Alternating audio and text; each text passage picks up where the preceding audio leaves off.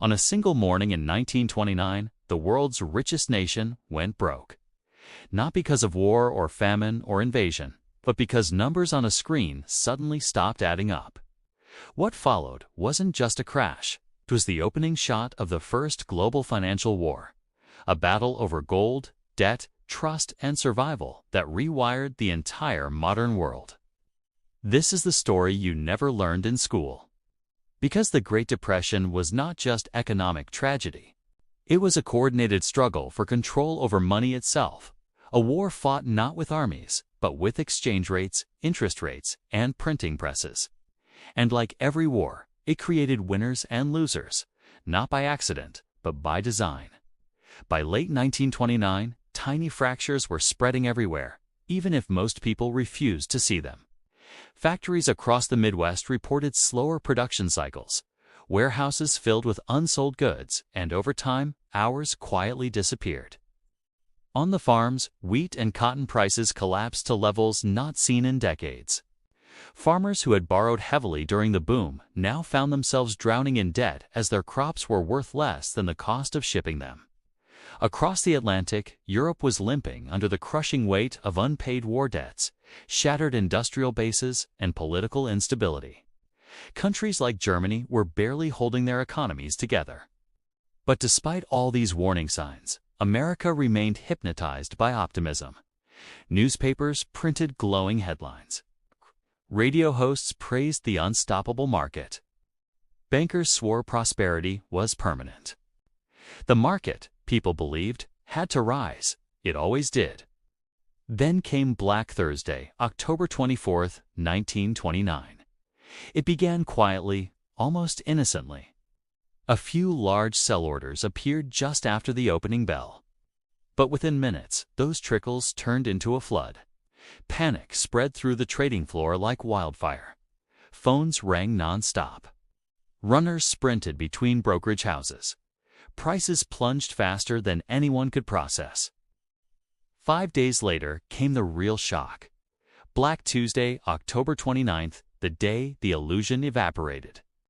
Billions in paper wealth vanished in hours.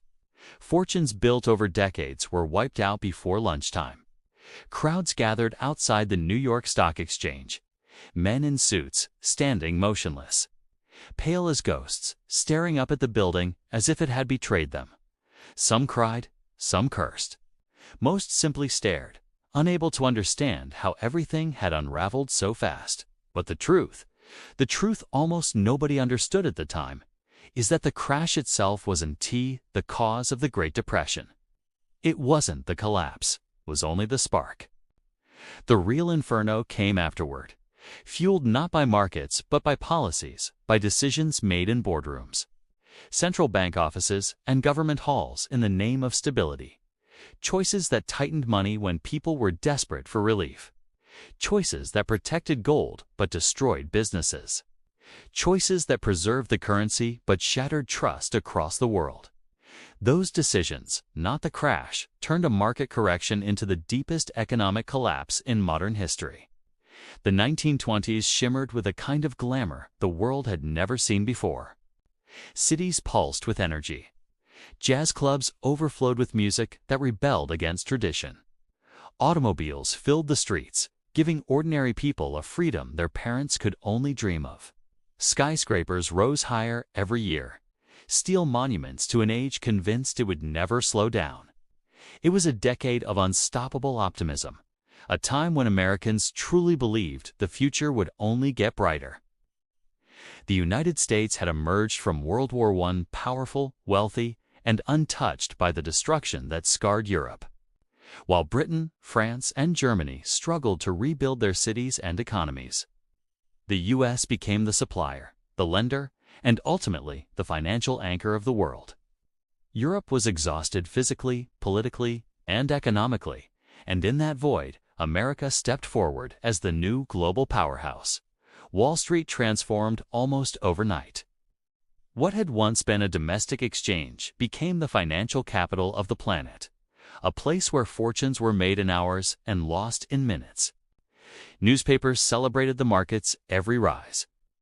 Magazines profiled young brokers as if they were celebrities. The stock market was unteed just a place to invest. It became a symbol of the American dream itself. But beneath that champagne glow, a dangerous lie was growing. Credit was cheap, unbelievably cheap. Banks, eager for profit, handed out loans like candy. Speculation infected the culture. From wealthy industrialists to clerks earning $20 a week, everyone believed they could strike it rich. And the Federal Reserve, barely 10 years old, still learning how to control a national economy, kept feeding the frenzy. Low interest rates, easy money, a belief that rapid growth was proof of permanent prosperity. Banks encouraged ordinary people, waiters, janitors, farmers, secretaries, to buy stocks on margin. A new craze that lets you borrow money to invest far beyond your actual savings. For every $1 you owned, you could borrow 9 more. 10 times the power. 10 times the risk. What followed was not prosperity. It was leverage masquerading as wealth. Stock prices didn't rise because companies were earning more. They rose because debt was flooding into the system. The entire economy became a tower built on borrowed money, stacked higher and higher, shimmering in the sunlight like a skyscraper made of glass. And leverage, no matter how shiny, no matter how convincing, always snaps. After the crash, the Federal Reserve stood at a crossroads, a moment that would define the next decade of American and global history. 2 paths lay before them: print money and flood the system with liquidity, keeping banks alive and preventing panic. Or tighten credit to defend the dollar's link to gold, preserving the currency's reputation at the cost of everything else. They chose discipline. They chose gold. They chose pain. To the Fed, the dollar's connection to gold was sacred, a symbol of trust, strength, and stability. If they printed too much money, foreign nations holding dollars might demand physical gold in return, draining America's reserves and risking total collapse. So rather than rescue the economy, the Fed did the opposite. It raised interest rates. It tightened money. It protected gold instead of people. The result was catastrophic. Money dried up. Loans disappeared. Businesses that had survived the crash suddenly suffocated. Factories cut shifts, then wages, then entire workforces. Farmers already crushed by falling crop prices could no longer borrow enough to plant for the next season. And then the banks began to fall. One by one, they collapsed under the weight of fear. People lined up outside their local branches at dawn, shivering in the cold, desperate to pull their savings before the doors closed forever. Some arrived too late. The vaults were empty. Between 1930 and 1933, 10,000 American banks failed, wiping out life savings, retirement funds, and generational wealth in an instant. No insurance, no protection. When a bank died, your money died with it. This was no longer a market correction. It's no longer a Wall Street problem. No longer a crash. This was a full-scale monetary collapse, the oxygen of the economy being sucked out of the entire country. And it didn't stop at America's borders. The U.S. was the world's largest creditor. As American banks fell, loans evaporated. Countries that depended on U.S. financing were cut off. Currencies cracked. Governments panicked. Trade froze. The crisis spread across the globe like wildfire, igniting bank runs in Europe, collapsing currencies, toppling governments, and plunging entire nations into desperation.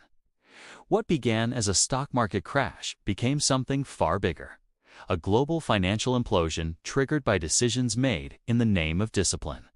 The gold standard, once celebrated as the pinnacle of financial civilization, had turned into a strangling noose. What had been praised for its stability now revealed its cruelty.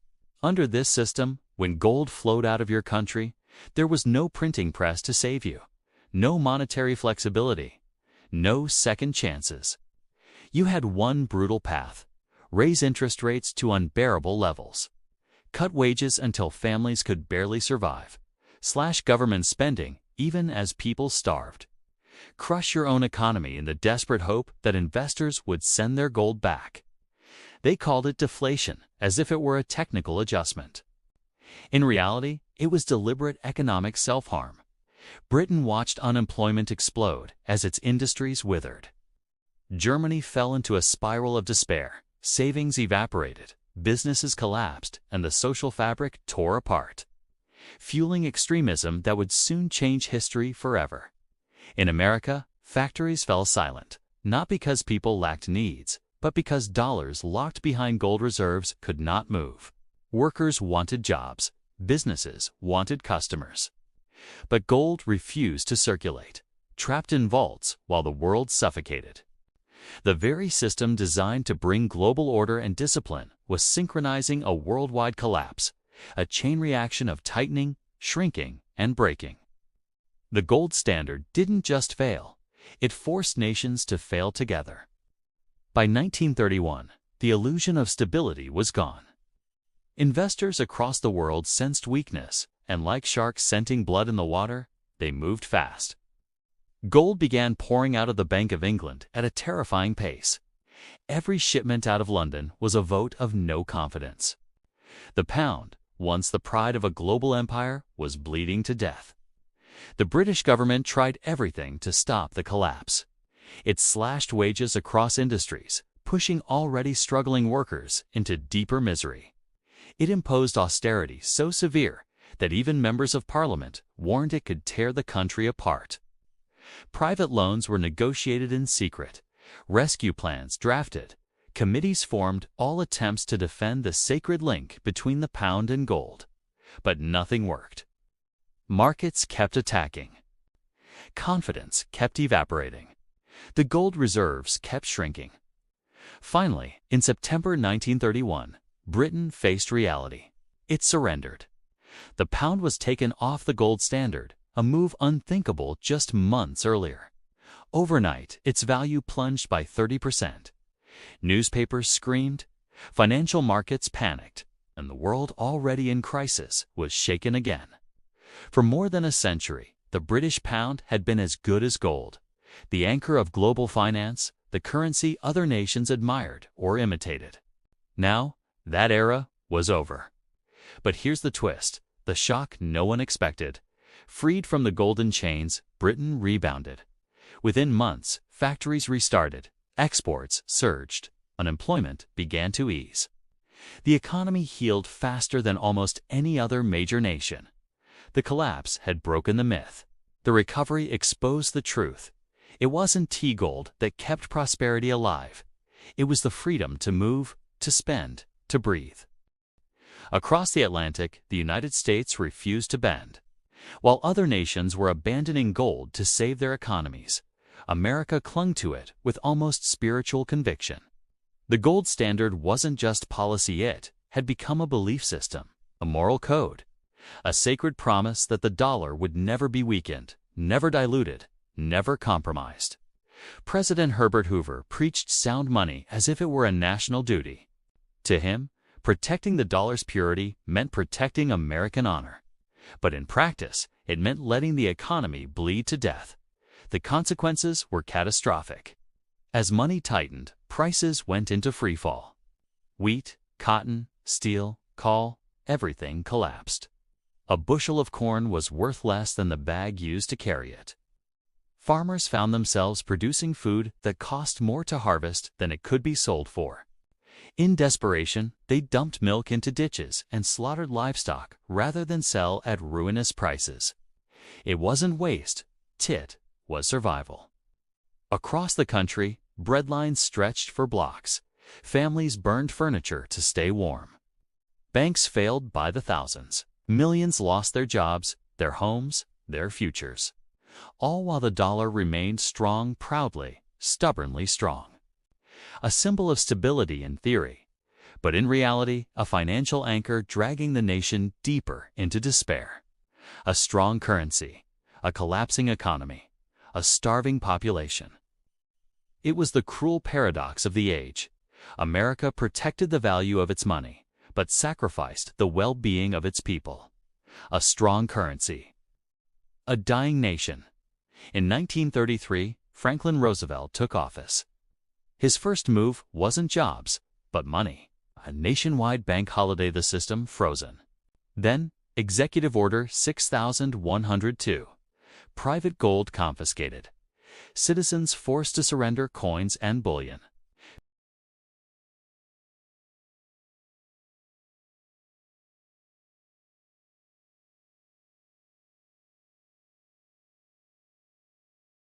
It's the biggest wealth transfer in U.S. history from citizens to the government.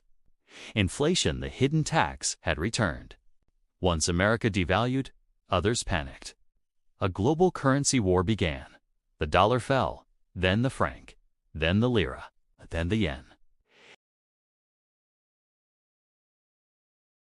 They weren't adjusting currencies. They were exporting pain. Trade collapsed. Globalization reversed. Economies retreated into rival currency zones. Sterling, dollar, yen, gold. It wasn't finance. It was warfare. Economic collapse is never just about numbers. It reshapes societies, identities, and entire political systems. And as the Great Depression deepened, desperation became the world's most powerful political force. In Germany, the Weimar Republic was already fragile. Hyperinflation in the early 1920s had erased life savings. Now, with 6 million people unemployed and factories silent, faith in democracy evaporated. Into this vacuum stepped Adolf Hitler. He promised jobs, order, national revival, and in a nation broken by economic trauma. That promise was enough. A financial crisis had opened the door to a political catastrophe.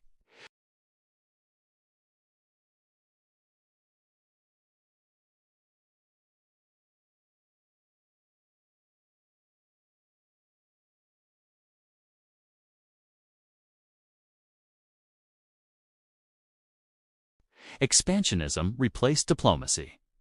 Factories shifted from consumer goods to weapons. Economic fear fed imperial ambition. Italy had already turned to fascism under Mussolini, but the Depression hardened his rule.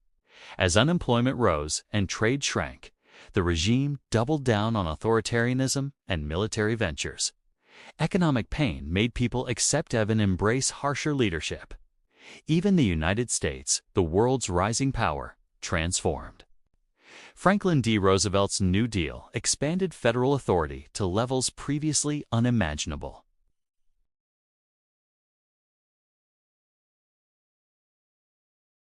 Washington grew from a distant administrator into the central engine of national recovery. Democracy survived, but only by reinventing itself. In the Soviet Union, Stalin used the global crisis as justification to tighten his grip. While capitalist nations fell into chaos, the USSR portrayed itself as stable, disciplined, insulated from Western collapse. Behind this facade, repression intensified, purges expanded, and authoritarian control deepened. Different countries, different ideologies, different leaders. But they all responded to the same underlying fracture, a global monetary system that had imploded. The Great Depression wasn't just a recession. It wasn't simply a market crash or a banking crisis. It was a worldwide monetary failure, collapse of trust, liquidity, and coordination that destabilized governments, radicalized nations, and redrew the map of power. It didn't just destroy economies, it reshaped the world. By the late 1930s, recovery appeared. Not naturally, but through massive government intervention. The New Deal built roads, dams, hope, but also a new centralized economic order. And then came World War II. When it ended, the monetary map had changed forever. In 1944, nations met at Bretton Woods. They crowned the US dollar king, the world's new reserve currency. Gold went to Fort Knox, and the age of American financial empire began. Most people remember the Depression as tragedy, but it was more a transfer of power.